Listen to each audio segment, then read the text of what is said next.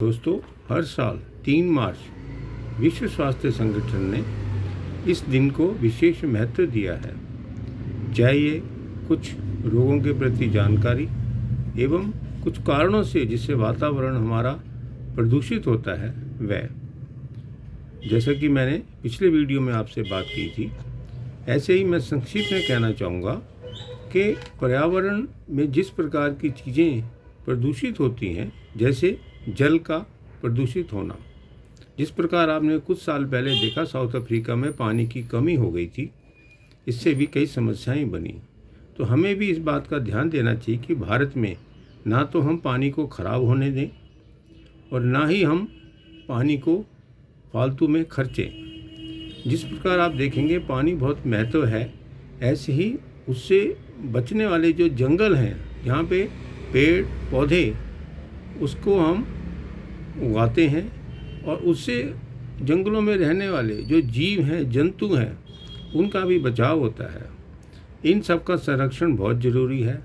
ऐसा करने से जो हमारा वातावरण शुद्ध होगा तो हमें सांस लेने में कष्ट नहीं होगा, ना हमें प्रदूषण से ज़्यादा कोई समस्या होगी, उससे बचाव रहेगा, ना सांस की बीमारियां होंगी, ना ट्यूबरकुलोसिस या तपेदिक होगा और ना ही साथ में कैंसर होगा।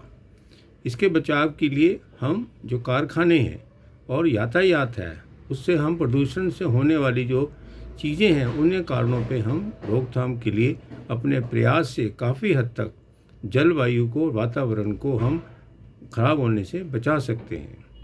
ऐसे ही आप देखिए कि बहुत सारी जो बीमारियां हमारी इम्यूनिटी से संबंधित हैं, हमारे हार्मोन से संबंधित हैं, चाहे विशेषकर वो स्त्रियों के लिए हो, इसीलिए होने वाली जो आगे संतानें हैं उनको भी डाउन सिंड्रोम जैसी समस्याएं या बीमारियां नहीं होंगी। तो मैं आपसे ये कहूँगा कि खाली हियरिंग के लिए जो हमने बात की थी 3 मार्च के लिए, इसके साथ संबंधित जो और अन्य विषय हैं उस पर भी हमें ध्यान देने की ज़रूरत है। तो आप ये ध्यान दीजिए कि हमें किसी प्रकार से ना तो अपना वातावरण ख़राब होने देना है, ना जंगल कटने देने हैं, अर्थात लकड़ी का इस्तेमाल हमें सोच समझ के करना चाहिए।